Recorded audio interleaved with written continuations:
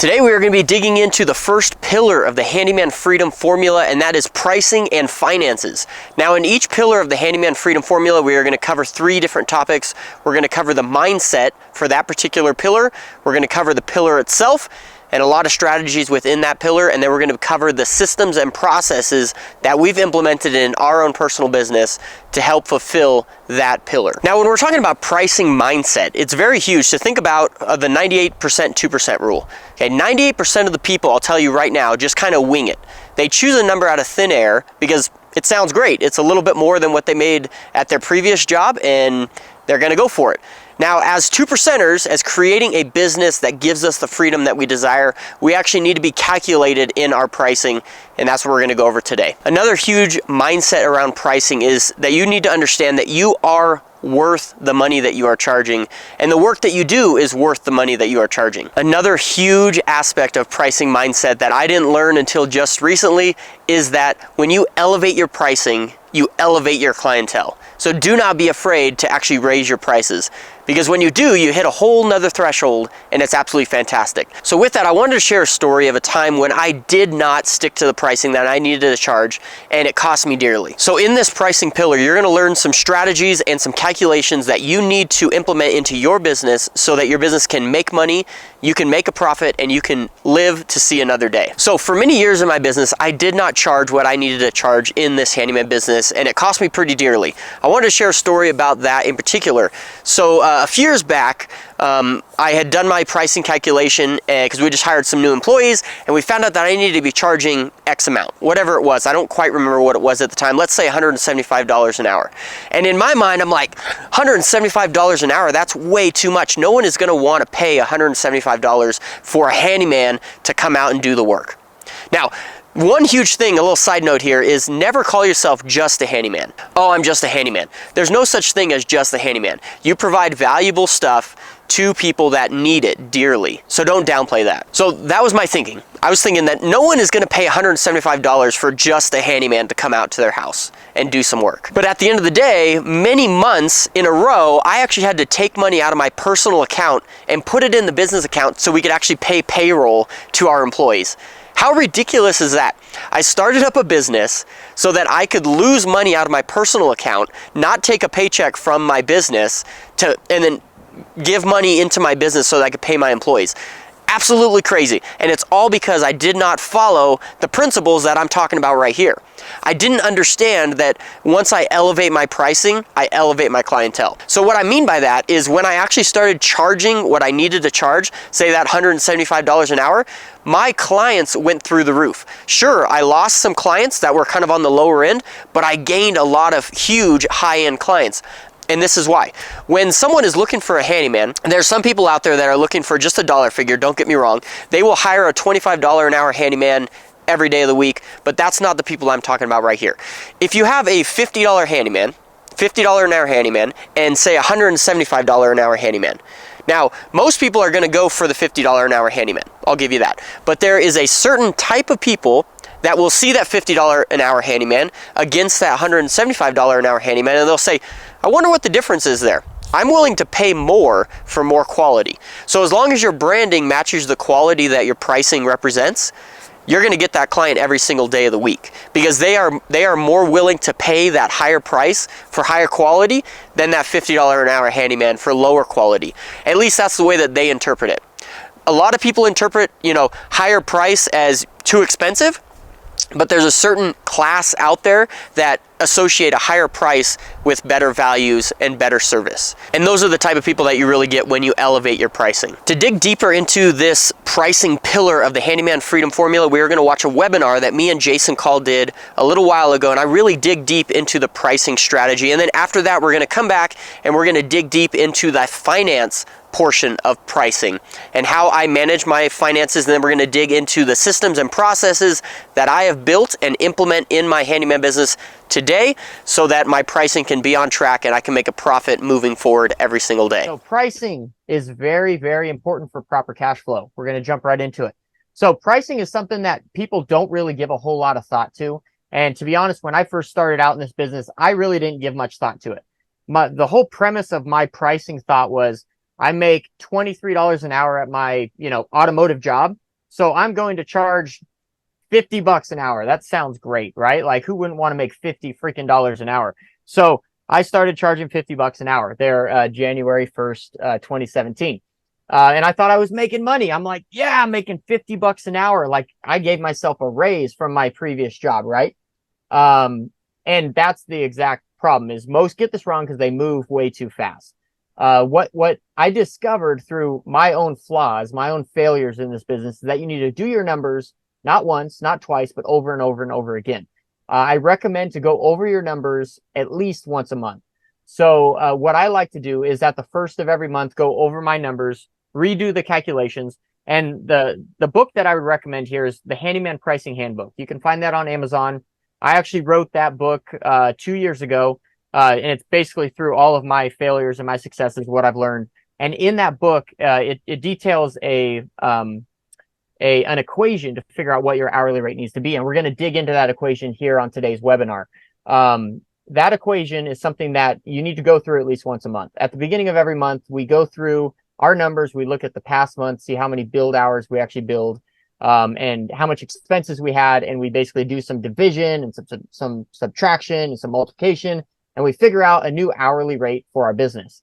Now, the first thing that you need to know is that you shouldn't charge by the hour. You should charge by the job, but everything comes down to an hourly rate. Okay. So it's very important to understand that. And it really comes down to an hourly rate, not so much of worked hours, but build hours. And we're going to talk about the difference between worked hours and build hours today on the webinar. It's very important to distinguish those two things because you probably work 8, maybe 10, maybe even 12 hours a day. But the actual build hours are hours that you're actually like efficiently billing for. You're efficiently getting income, labor, money for. And most of the time, most handymen are not 100% efficient. They're more like 80% efficient. We're going to dig into that here in a little bit. We're going to dig into the pricing equation. So strap on your seatbelts, really pull out a piece of paper and write this stuff down or take a screenshot of this. I would highly recommend you write it down actually, because if you take a screenshot, you're probably never going to look at it on your phone. I'm serious, guys. This is what you need to do. Okay. Most people struggle with this. This is something that I struggled with for years. And to be honest, I still struggle with at times because it's tricky, right? And you need to do it. You need to apply yourself because if you want to find profit like a business should, you have to do this stuff. Okay. So we're going to break it down very simply. Okay. So what you need to do is you need to first figure out what all of your business expenses are. And for that, we're going to go to the next slide. We're going to come back to this one. Okay. So you need to, on this sheet here, we basically have a sheet that helps you figure out what all of your expenses are, your personal expenses and your business expenses. So you have your personal expenses on one side, your business expenses on the other. And you need to write out everything, right? If you're a sole proprietor, then this is what you need to figure out. So your mortgage, how much are you paying that per month? How much your groceries, your gas, your electric, your heat, your health insurance, your garbage, your phone. This is how much you need to pay yourself per month, basically, is what we're getting at. Right. So in this equation here, the total that the business would need to pay the person, you, would be $2,700 a month. Right. Let's say 3,000. Right. Your business expenses are expenses that your business actually has overhead in your business that need to be covered by your hourly rate. And you need to write that out. How much does the business phone cost? What's your, truck registration, your general liability insurance, your advertising? I just realized I misspelled advertising. This is right out of the book too. So that means the book has a typo. How much do you pay for taxes? How much is a licensing fee? How much goes into retirement, giving, truck gas, tax preparation? And then as your business grows, there's a whole lot of expenses that get piled into this, right? This is kind of a sole proprietor stuff. I'm an LLC. I actually have employees now. So basically under my business expenses, there's one line item for me. And that would be, owner's draw or owner's compensation. That's what I get paid. But then there's a bunch of other, business expenses like workers' comp and general liability and gas and, registration and even windshield wipers, tools, materials, everything like that, right? Needs to go into this. So once you figure out what your business expenses are, so in this equation, just to give you an idea for this one here, that you're seeing on paper is going to be a little bit different than our actual equation. So that might make it a little bit different, whatever. But you total the business expenses and you total the personal and you come up with the total. Okay. So go back to our pricing equation. You're going to take that business expense. Let's just say it's $5,000. you're going to add 20% onto that $5,000. So you're going to take the $5,000 and multiply it by 0.2. Okay. And then that's going to give you $1,000. You add that. So you add the 20% to the business expenses, and that gets you your break-even number, which is $6,000. Okay. Then you take that break-even number of $6,000 and you add another 20% to that. So you take that $6,000, you multiply it by 0.2 again, it gets you $1,200. And you add $1,200 to 6,000, that gets you $7,200. That's what I call your profit benchmark number. Okay. You take that profit benchmark number and you divide it by the number of billable hours in a month. Okay. Now this is where it gets a little interesting, right? And that basically equals your hourly rate. Now, the way that you figure out what your billable hours per month is really different for every company, every organization, every person. Is in any given month, right? There is 40 working hours in a week, Monday through Friday, 8 hours a day. That's 40 hours. Multiply that by 4, that's 160 hours. So on any given 20-hour working month, you have 160 working hours. Now, no one is 100% efficient. Most of the time, we are more like 80% efficient because we got to go to Home Depot, you got to eat lunch, you got to go to the bathroom, you got to go get tools out of the truck, whatever it is. So for any 8-hour day that you're out working, you're really only billing about 6 hours, maybe even 5, depending on your profitability and your efficiency. So let's just say your profitability is 80%. So your 80% efficiency rule out of 20 working days, that equals 160 working hours in a month. Multiply that by 0.8, that's 80%, and you get 128 billable hours in a month. So in any given month, you only actually have 128 billable hours in that month. And that's again a 20 working day month. So some months have 21 working days, some months have 22, some months have 20. I just go with the lowest because it basically covers everything at that point. So you have 128 billable hours in a month. Now, it's important to always look at these billable hours every single month, because you may figure out what your hourly rate is, but then let's say for the month of August, you thought you were going to bill 128 billable hours, but you only billed 100. You only billed 100 billable hours. So that means you didn't bring in as much money as you needed to. Well, when you do your equation for September, you're now, instead of going to dividing it by 128 billable hours, you're going to divide it by 100 billable hours. And that's going to raise your hourly rate to compensate for your lack of efficiency. And then as you go, hopefully you will get more efficient and you'll have more billed hours in that month.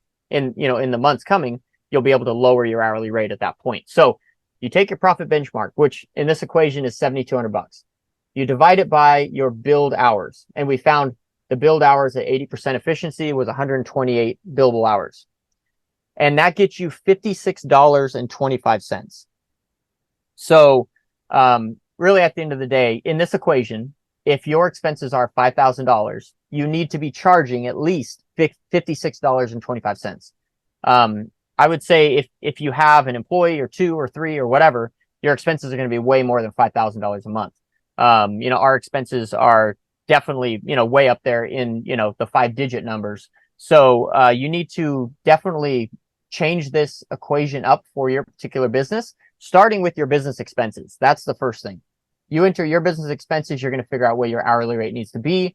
The only other thing that you need to figure out is how efficient you are. So as you get more people, right? So if you have 2 guys that are working 8 hours a day, for a whole month, instead of 128 billable hours, that's going to be 128 times 2, which, let me get my calculator out because I'm not good at math. That's 256 billable hours. So you could see how adding more employees will actually lower your hourly rate as long as your expenses don't hike up too high. So it's important to know how many billable hours you have in any given month so that you can plug it into this equation correctly and actually do the work as necessary. So I want to stop right here and again say, if you guys have any questions at all, drop them in the chat section, because more often than not, if you have a question, it's more than likely that someone else has that same exact question. They're just too scared or nervous to ask it. So I would ask you to, ask the question, right? Be brave, because I definitely want to hear your questions and I definitely want to answer it, because I want to make sure you guys are understanding this stuff I'm giving you. Does it make sense? Does anything come to your mind, Jason, as far as questions go? Yeah, so like practically like someone's salary is an expense. Like your pay as the owner of the business, so assuming you're starting out solo owner operator, that's an expense. So if I want to pay myself $5,000 a month, then that's an expense. And then if my business expenses on top of my pay, which of course labor is going to be the biggest expense in most cases, unless you're buying a ton of materials, which, that's kind of a different ballgame. But say my business expenses for my truck payment, insurance, all that stuff is 2,000. My personal, what I need to make is 5,000 a month. So, 5,000 plus 2,000, that'd be that your base business expenses would be 7,000. Correct. Correct. Yes. Yeah, And that's a very good factor. And of course, this whole pricing equation is built so that you're not just paying yourself $5,000. You're not shooting for that. Like, you're in business for freedom of time and freedom of finance. Like, we need, as businesses, need to make a profit, or else, you just got to really enjoy working way harder than everybody else for the same amount of money for the paycheck. So with this, applying that in the profit equation, the pricing equation, it's building in the fact that you need to make above and beyond what you're paying yourself as profit. Yeah, definitely. Definitely. I mean, I've talked to many people and they say that they have cash flow issues. I say, well, how much do you bring in a month? And they tell me, X number, and it's like less than what they want to be actually making. And it's like, well, there's your problem right there. Like, you're definitely not making enough to even cover your salary or another guy. So, yes. One question too that I bet some people are thinking, can you explain a little bit about the plus 20% on the business expenses and the break even? Mm-hmm. So there's really not like a whole lot of science behind that. It's really just what I found has worked, right? And I think my whole train of thought might be based on that 80% efficiency rule, because 80 plus 20 is 100, right? So from what I found is if you take your business expenses and add 20%, you're usually around that on any given month. Like, that's kind of your break even number, because there's always those unnoticed business expenses that happen, right? Or that rabbit hole we get caught going down on Amazon and we just buy a whole lot of crap that we don't need. Or when we're in Home Depot and we see all the Milwaukee tools on sale, right? There's a lot, like, that's just what I found as far as the 20%. And then for profit as well. What was that? It's a nice realistic cushion for the fact that we're always going to spend more than what we think. And, we're realistic. If we don't have this, we're going to be making less than what we think we're making. So it kind of adds this cushion, like this realistic cushion to it. Right. It's shooting high is really just what it is. And same with the profit. It's like, let's just aim for that 20%. And, you'll probably end up somewhere around, maybe 7 to 12, but it's a good kind of thing to shoot for, because business is tricky. There's always unknown things that happen, right? There's always those jobs.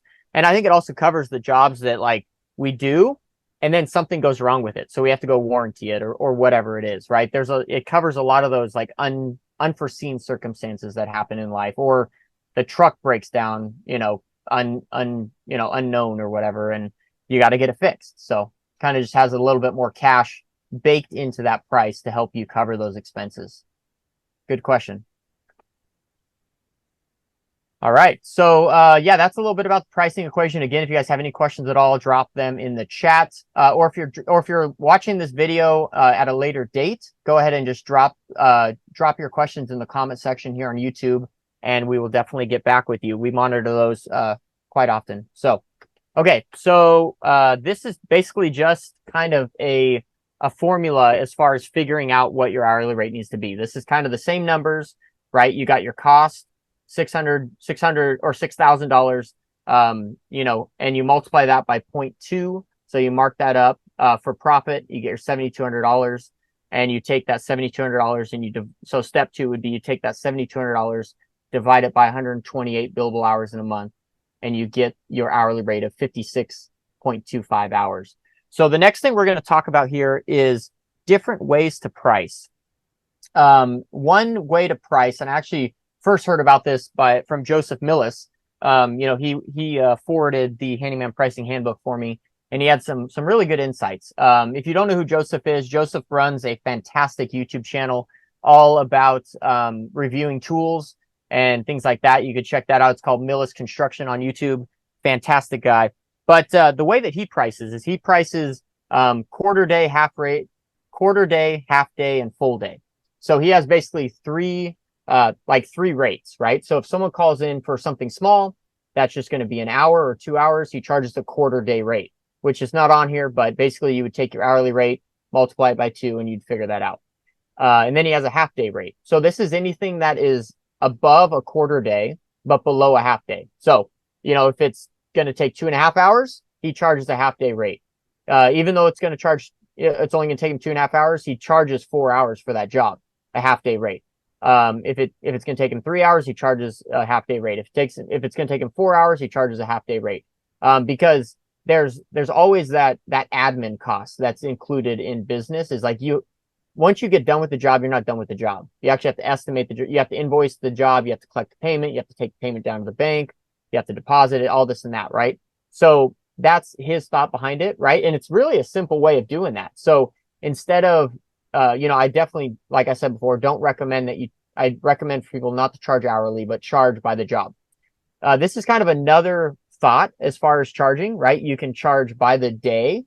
So quarter day, half day, or full day. So if it's going to take 3 hours, he charges a half a day, $225 in this equation. If it's going to take a full day, so anything greater than 4 hours but less than 8 hours, or right at 8 hours, he charges a full day rate, which is $450. So it has a lot of more of that cushion built into it. It's not the way that we charge. We don't charge like that. We charge by the job, but it's definitely a doable way of charging. I think the cool thing about this is there's more than one way to skin a cat. There's more than one way to do something. Just because, it's the way that I do it doesn't mean that it's necessarily the only way to do it. Like there's always different things that you can do. Yeah, Jason. So the hourly rate there, 56.25. I know you built this quite a many years ago.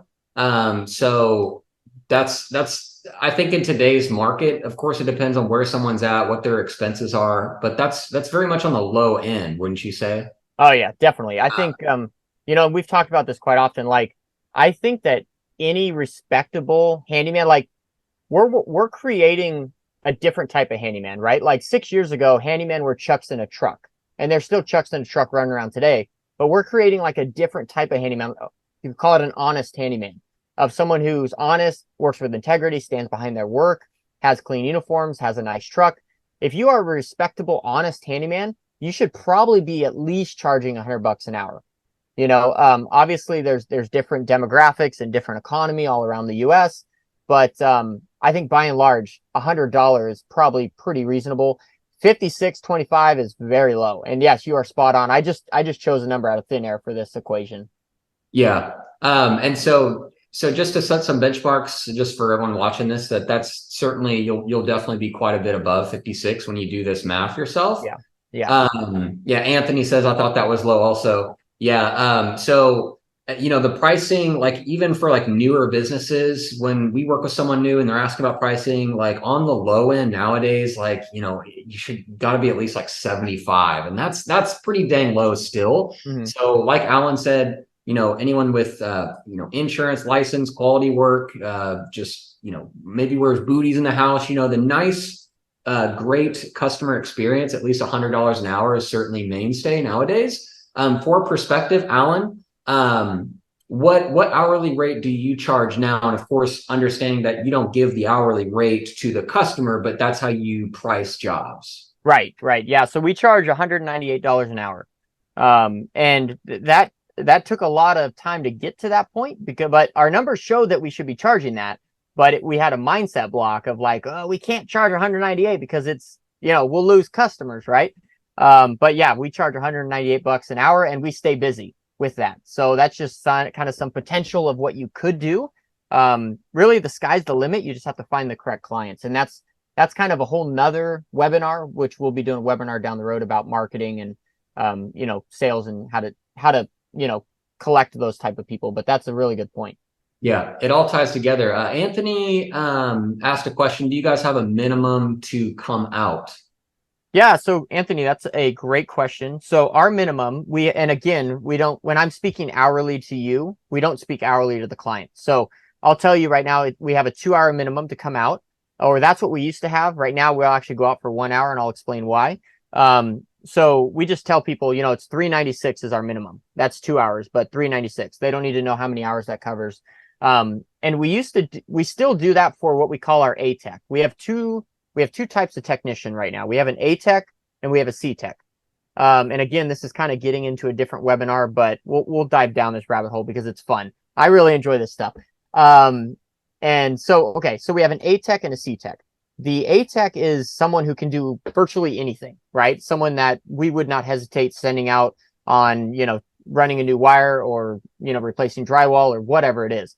And then we have a C tech. So if you think of it, A, B, C tech, right? So a C tech is kind of an entry level technician, someone who maybe can do a little bit of drywall, but by and large, they just do like ceiling fans, light fixtures, kitchen faucets, you know, the easy stuff, right?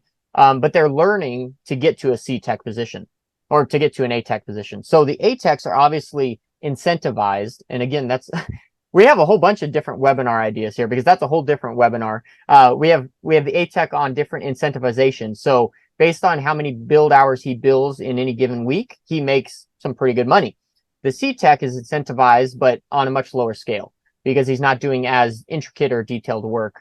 So basically the C tech is kind of on a lower pay scale. So we can afford to send him out for a 1 hour minimum. So people call up for, which is really great now because for a long time, we turned away all these small jobs. People would call in and say, I just have one kitchen faucet, you know, can you help me out?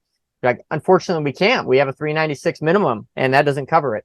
Right. And they wouldn't have anything else. But now we can do that, which is really great. So getting that C tech has helped in a lot of different manners because it's helped us be able to take those smaller one-off jobs and actually sometimes those turn into bigger jobs. or just getting that client in the door and helping them out turns into more work down the road, which has been fantastic. So our hourly or our minimum is 396 for our A tech and 198 for our C tech. So good question. And he had one follow-up question. I know this is kind of getting into a whole other topic, but benefits of being live is we can kind of go down a rabbit hole. So understanding that we're not going to spend a whole lot of time on compensation for different technicians and structure of that. Anthony asked, do you pay them hourly or percentage or a combination of both? Yeah, that's great. And I just want to put it out there too, just while we're kind of digging into this rabbit hole, is you can set up a free consultation call with me on handymanjourney.com. I'd love to talk with you and hear a little bit about your business and how we can help. Because we also have a coaching program where we dig into this stuff pretty constantly. We have bi-monthly group coaching calls and things like that I would love to talk with you about. But to get back on it. So basically we pay our technicians hourly, but then they get a bonus commission based on how many build hours they bill. And that's kind of digging into the weeds a little bit, but basically you have 40 clocked hours per week. And based on how many build hours they actually bill, so say they get an estimate or a work order that has 8 hours on it, if they do that 8 hours worth of work in 6 hours, they still get credit for 8 hours of build hours that week. And it's basically a tiered level. So if they bill 1 to 5 build hours in a week, they get an extra $1 an hour. If they bill 5.1 hours to 10 hours per week, they get an extra $3 an hour. And so far up, right? Our highest tier is they get an extra $15 an hour. So the reason why we have it set up that way is because when we make more money, we want them to make more money. It helps with employee satisfaction and retention. And it also gives them some incentivization to not only work quicker, but work better. Because obviously if they get a comeback, if they do something wrong, they have to go out and fix that job, and they don't get any extra billable hours for that. So they're basically kind of eating their own commission at that point. So it encourages them. And then also if they finish up on any given day, if they finish all the work like by lunch, they are incentivized to, rather than go home, they could call tomorrow's job and see if they can bump them up and get them done today, right? Which allows us to fit more people into that schedule and keep the ball rolling. So that incentivization really helps. Yeah. Cool. Great Thanks, question, though. I love that stuff. Love it. Any other ones? That's all we got for now, man. Yeah. Okay. Anyone else that's got any questions as we're going through here, feel free to drop them in the chat, and we'll We'll go down some rabbit holes. We're digging in the weeds for all the people that are here live. This is fantastic. I love it. So, like I said, there are different styles of pricing, right? You have a half day, full day rate, which quarter day, half day, full day. You could charge by the hour. You could charge by the job. You could charge by the hour. There was one time in our business where we experimented with charging by the hour. We're like, well, I wonder what would happen, because at least if we're working, and my thought was, if we're working 8 hours in a day, at least we'll get 8 hours worth of like build time, and we'll actually make 8 hours worth of income. That didn't happen, because here's what happens, right? You tell someone, and this was a true story. You tell someone, we're going to come out for a 2-hour minimum, right? And they needed a kitchen faucet and a light fixture replaced. So we go out there, we do that, and we're all done with the job. And she's like, okay, what's the bill? And we're like, oh, it's the, I forget what our rate was at the time, maybe $90 an hour. So 180, right? That's 2 hours. And she's like, well, you've only been here for 2 hours and 50 minutes, or an hour and 50 minutes. And we're like, okay. And she's like, yeah, there's on that really tall chandelier, there's some dust on the top of that, on the top of the light bulbs. If you guys bring your ladder, and I'll get you a dust cloth, and you can dust that until your time's up. And so what happens is they keep you there working until, the second that 2 hours is up. And then you have to collect a payment. You have to clean up all your tools. You have to, get ready for, so at the end of the day, you're there for 2.5 hours, but you're only getting paid for 2 hours worth of work. So, that's one issue with charging by the hour. The other issue is you don't get charged for you don't get paid for your knowledge or your wisdom. So when you first start out, say you're going to charge $50 an hour, right? And you tell them $50 an hour. And as long as it takes me, that's what you pay. So it takes you 2 hours to do a ceiling fan. Okay. And you get paid $100 for that ceiling fan. Well, 2 years go by, that same client hires you for another ceiling fan. And you're like, okay, $50 an hour. But now you've gotten quicker, where you can now do that same ceiling fan in an hour instead of 2 hours. Well, you're only getting paid $50 for that same ceiling fan now, where when you were there prior, you got paid $100 for that same ceiling fan. So you're actually losing money. You're getting a pay decrease because of your efficiency, whereas it should be the opposite. Charging by the job allows you to get paid for your efficiency. Is that I'm going to charge you 2 hours for this job. Like, you're obviously not telling the client this. I'm going to charge 2 hours for this job, and I know I could bang it out in an hour. And that is efficiency. And that's getting paid for your knowledge and your wisdom. And that's really how things should work. Obviously, you don't want to rip people off. You want to charge people the correct amount, but you should also charge people for the knowledge and the wisdom that you've learned over the years. It makes me think of this one story, kind of a parable, I guess, in a sense, which I don't really know it all that well. So I'm going to kind of butcher it, I'm sure. But there's like some siren going off at some nuclear place out in China, and they're trying to, get this siren to go off and this and that. And they finally call this dude, and he comes out there and he just flips one switch and the siren goes off. And they're like, okay, thank you. And he hands them a bill for like $10,000. And they're like, you were out here for like a minute and you just flipped a switch. You're ridiculous. And so he's like, okay. So he took it back.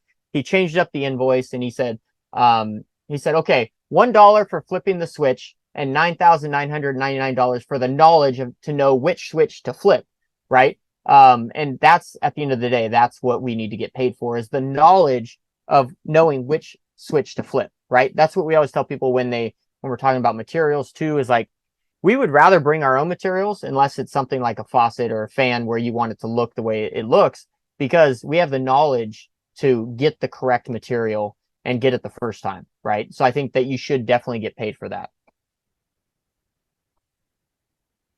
All right. This is fun, guys. Okay. So the next thing that you want to think about as far as pricing goes, and again, this is all in the Handyman Pricing Handbook, is you have demographics. Demographics are huge when you're establishing your pricing and figuring that out. Can your area afford what you need to charge? If it can't, you need to think about how to increase your value or lower your expenses. So if your particular community cannot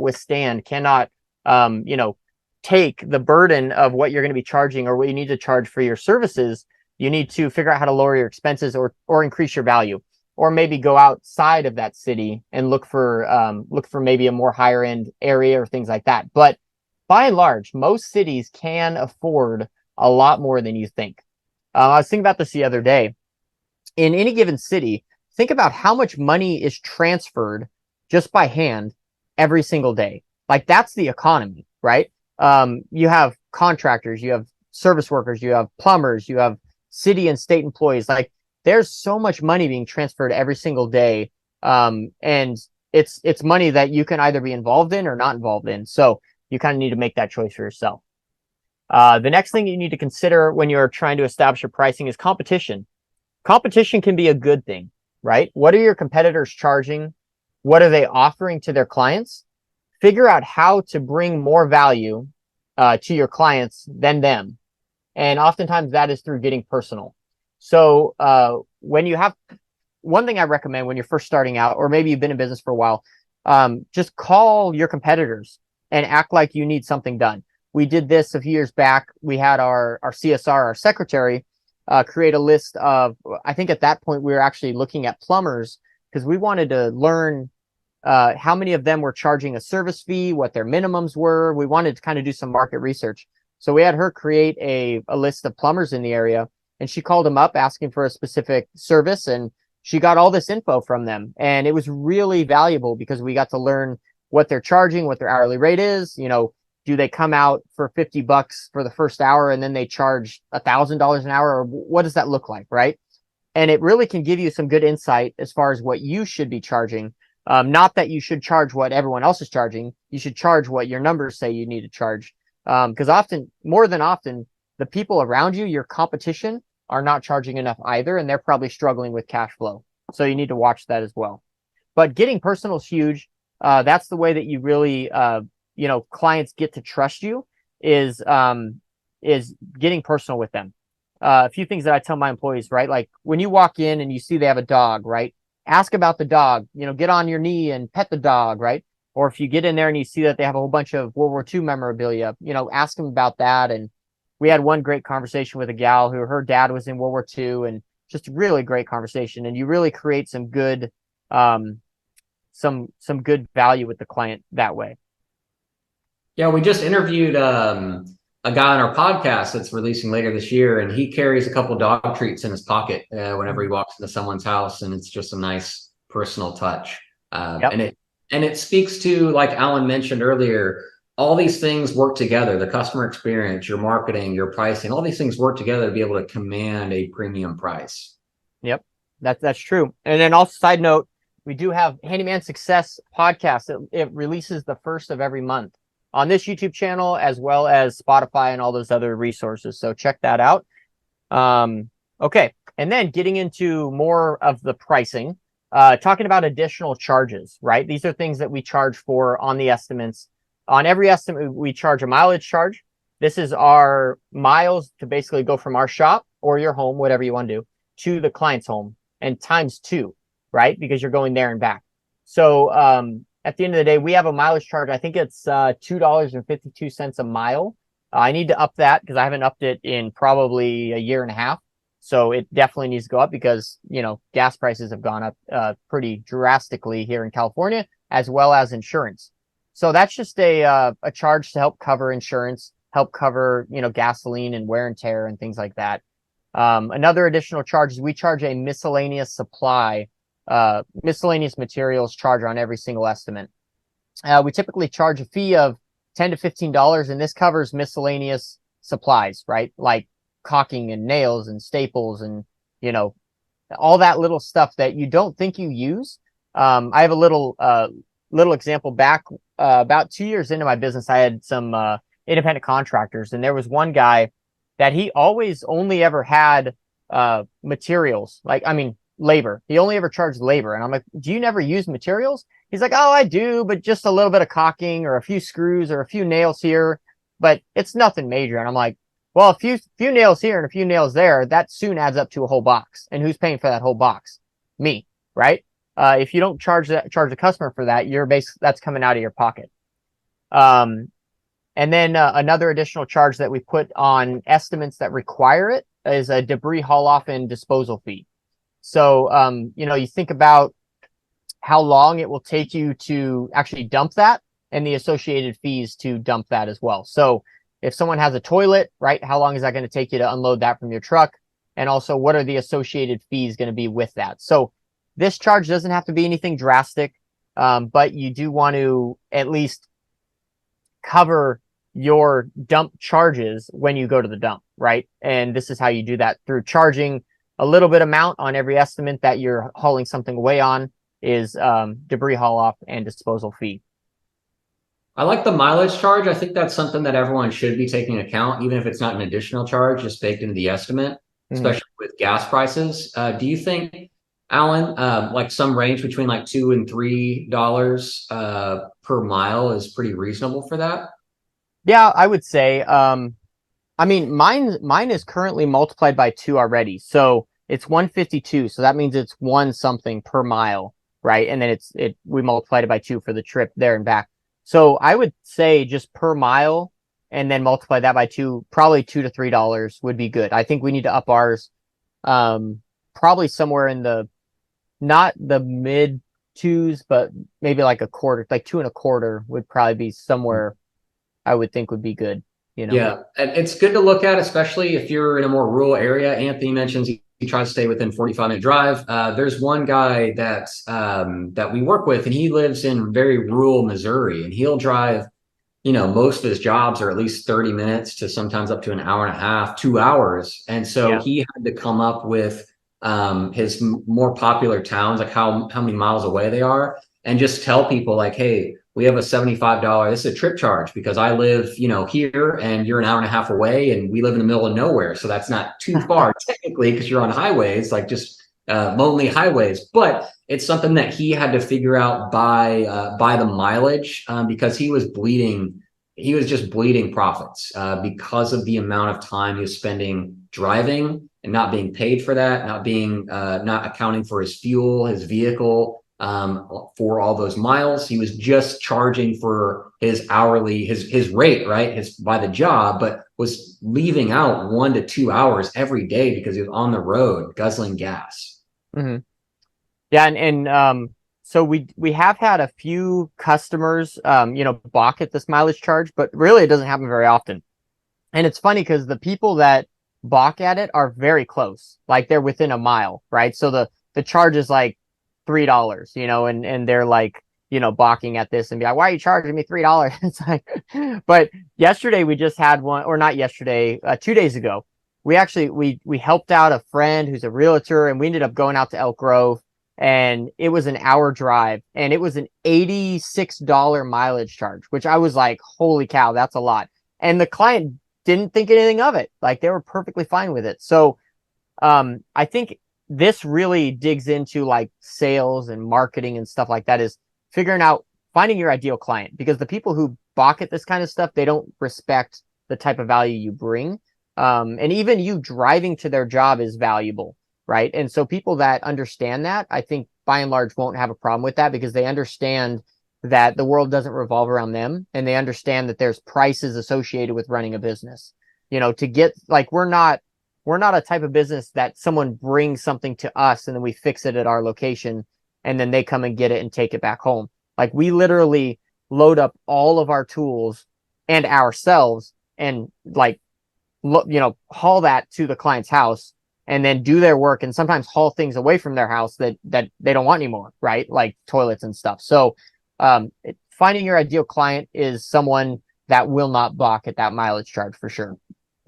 We got a couple questions, Alan. You kind of already answered one. Ivan asked, how do customers generally react to the mileage charge, which you already touched on that. And one thing I'd emphasize too is Alan decides to have that as an item on his invoices and his estimates. Mm-hmm. You could also just include that into your total estimate, where it's not even a breakout charge. Mm-hmm. So there's multiple ways to do it, and how Alan does it, it's broken out. So everyone's different, but Ivan, I think Alan pretty much answered that question as far as how customers react. Edmundo, thanks us for the call. Thanks for being here, man. So what are your views on charging for on-site estimates? This is a great question, Edmundo. I appreciate it. So I'm actually doing a 100-day video challenge right now on YouTube. So for the next 100 days, I'm creating a YouTube video basically talking about what I've learned through business, what I failed on. And today is day 19. And I actually talked about exactly that on today's video. So I'm going to plug that. Check that out on my YouTube channel, day 19. I think it's called something like Handyman Sells $400,000 over the phone, or $500,000, something like that. But it comes down to the Handyman Sales Handbook, which is another one of our books that we created. You can get it on Amazon. And we have a whole sales script that we walk people through. And again, this is jumping into a completely different sales. This is jumping into a completely different webinar that we will do down the road. But this sales script walks you through that. And we actually charge people for on-site estimates. We charge what we call it is $100 consult fee. And it's very important to, check that video out, get the book, Handyman Sales Handbook, because it will definitely tell you how to do that appropriately, right? Some people will be like, yeah, I can do an estimate. It's $100 for an estimate. I personally don't do it that way. We say we give free estimates. But if you want us to come out and actually take a look at the work, it'll be $100 consult fee. And the difference between those is when people call us, we give them an estimate over the phone. That's your free estimate. If you want us to come out even further and to, check on things, measure things, blah, blah, blah, then we can definitely do a $100 consult fee that gets credited towards the job if we decide to work together. So at the end of the day, it's kind of a way of weeding people out. And if you watch the video, I think I explained it really well in that video of if someone is willing and ready to work for you, if they love your price and this and that, and they love your value and they're ready to work for you, they're not going to balk at a $100 consult fee that gets credited toward the job, because they're like, yeah, I'm going to pay for the work anyways. So what's $100 right now? It's just a down payment. If someone's just looking for a price and they're a tire kicker, they're not going to want to pay the $100 consult fee. And I would rather, get that person off my list while we're on the phone, rather than me going out and doing a little tap dance for them and then finding out that they don't want to work for me. I've wasted my time and I've wasted their time. So that's kind of my answer to the question. Really good question, but definitely check out Handyman Sales Handbook and the YouTube channel, day 19. And I just linked that video in the chat, and one of the comments, I kind of laughed. It says, man, this video is all prime rib. It's very beefy. Lots of information on this exact topic, Edmundo. So definitely check that out. One other question that came up here, Alan, this is from Nick. How do you talk to your customers about pricing? And secondary question to that is, how do you estimate a small job and justify 2 trips, one to see it and another if they say yes to the bid? So I know you kind of touched on that, but I guess how would you answer, like, how do you talk to your customer about pricing? Because this kind of, in my mind, kind of overlaps a little bit with sales as well. Mm-hmm. Yeah, so the biggest thing is you have to have a set mindset on pricing in order to deliver that information well. If you're not sure of your pricing, you're going to be like, we charge, like you're going to be all scared, right? But if you know your numbers, and the assuredness really comes from running your numbers. So doing this equation that's found in the Handyman Pricing Handbook is really where that strength comes from. Is once you do that, you have that to stand behind. It's like, hey, if I don't charge this, I'm literally taking a hot dog out of my son's mouth. And I don't want to do that, right? My son needs to eat, right? He needs to grow.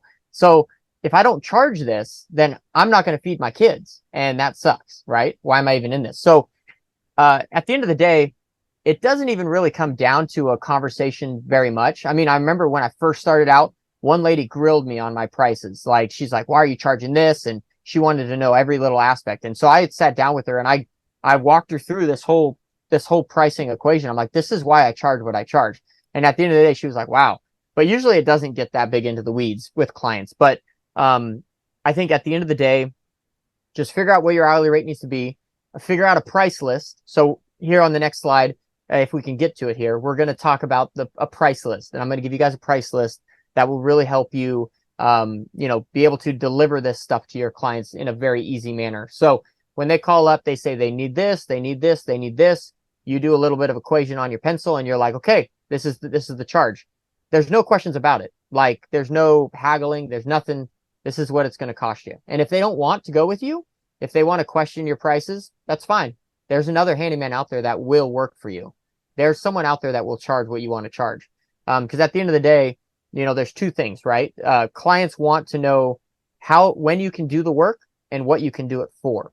right? And if they don't like those two things, if they don't like how quick you can get to it, or they don't like your price, they're going to find a handyman that can do it in the time that they need it done and the price that they want it done for. And that's okay. Not everyone is your ideal client. You just have to be okay with that. All right. Great question. Great question. So we're going to hop into something now that we kind of already talked about, so I won't dive too far into it. Minimum charges. It is recommended to create a minimum charge of 1 to 2 hours. It's based on you, based on your expenses. Most of the time, it's not worth it to send a full-fledged technician out to a house for less than 2 hours, because you actually do the work. You got to clean up. You got to write the invoice. You got to drive to the job. You're there for about 2 hours anyways, so that's usually the thought behind the minimum charge. And then the pricing guide. This is fantastic. And again, it has my numbers plugged into it. So you take it, plug your own numbers into it, create one yourself. What we do for the pricing guide is we sat down with our technician and we said, okay, how long does it take you to replace a toilet? How long does it take you to install a faucet? Blah, blah, blah. And then we just basically put in our metrics of how much we charge per hour, and bam, it populates a price. Our estimator has that on the wall next to his desk, and he refers to that very constantly. So we'll go to that right now here. Okay, so this is it here. It's probably kind of small. So take a screenshot, whatever. But basically, it's a pretty simple list of everything that we do. This is only one little snapshot of it. It's quite a bit bigger than this. So you have the type of job, the details, right? Caulking, R&R, the caulking around the kitchen sink, which stands for remove and replace. That's automotive terms. And the hours for that, we sell it for 3/4 of an hour. So our rates for that would be $148.50, right? And so on. Dryer vent cleaning, we have a flat price for that. So we don't necessarily charge that by the hours in a sense. We charge that flat rate. So single story, $225, 2-story vents through the roof, $275. Gutter cleaning, 1,200 square feet, roughly 2 hours, $396. Electrical light switch R&R, remove and replace, half hour, $99. I'm just going through fence, 4x4 fence post, remove and replace, 2 hours, $396. So you guys kind of get the gist, right? Create a list of all the jobs you do. It's going to take some time, but seriously, this stuff pays off. Create a list of all the jobs you do and how long they take you to do it. Multiply it by what your hourly rate needs to be based on this equation found in the Handyman Pricing Handbook, and boom, shika boom, you got yourself a pricing list. All right, now that we got our pricing pillar nailed down, now let's talk about finances. So what do I do about financing? Well, I came across this book a few years back called Profit First. I highly recommend you check it out if you have not read it. Reading that book will greatly explain some of this philosophy that I'm going to go over right now. But basically, Profit First is based on the thought that if you have a smaller plate, you eat less food, right? That sounds kind of crazy and it doesn't really sound like it relates to money, but it does. If you are going on a diet, if you're trying to lose weight and you have a big plate at a buffet, you're going to fill that plate up and you're going to eat everything on that plate.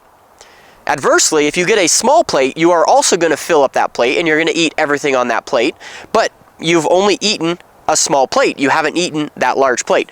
So if you take that same thought and apply it to finances, this is what you get. Most people put all of their money into one bank account, a big plate, right? But if you can separate that big plate into a bunch of smaller plates, you're not going to eat all of it, right? Because most people, they put all their money into one bank account and they end up at the end of the month, they're like, where did all the money go? I have no clue, because everything was in one plate and I used it. I used some of it for supplies, some of it for materials, some of it I bought stuff on Amazon. I bought gas with stuff. I bought, fast food, whatever it was. My money went all a bunch of different directions. I also had to pay taxes. I had to do some tithe work. And some of it was profit, right? But I have no clue how much of it was any of that because it was all in one big plate. So Profit First talks about separating your business bank accounts into smaller plates. So for us personally, we have created 5 different bank accounts. We have created an OPEX account, which is an operating expense account. We have created an owner draw account, is money that actually gets distributed to the owner. We have a tax account, which is obviously saved for when taxes are due. We have a tithe account, which is used to basically give money back to God. And we have a profit account. which is money that is actually kept in the business, kept to grow the business, or kept as an owner distribution down the road. Now, by separating our business finances into these 5 different bank accounts, we can accurately see how much money is in each bank account and actually know how our business is doing at any particular day in the month. Because sure, you could look at a profit and loss statement on QuickBooks, but that really tells you, okay, how good did your business do this month? And how many of you guys have seen like, okay, we got a $5,000 profit this month, but where's that $5,000? I have no clue because it's all in one big plate. But if you have it separated, you're like, oh wow, I got $5,000 in my profit account. We had a great month. So since implementing this profit first methodology, we have really transformed the health of our finances in our business drastically, because we can, like we said, we can actually look at our bank accounts and see exactly where our business is financially at any point in time, which is absolutely fantastic. The one account that I neglected to mention earlier is obviously the income account. So we have a total of 6 accounts. Those are the 5 kind of operating accounts. So the 6th account is the income account. And every time we get paid, all of that money goes into the income account. So all that money, like every check we get, every credit card that gets paid on every invoice goes right into the income account. And then every 2 weeks, every week, however often we want to do it, we basically take all of that money from the income account and we separate it into the 5 other individual small plate accounts. So a certain percentage will go into operating expenses, a certain percentage will go into profit, a certain percentage will go into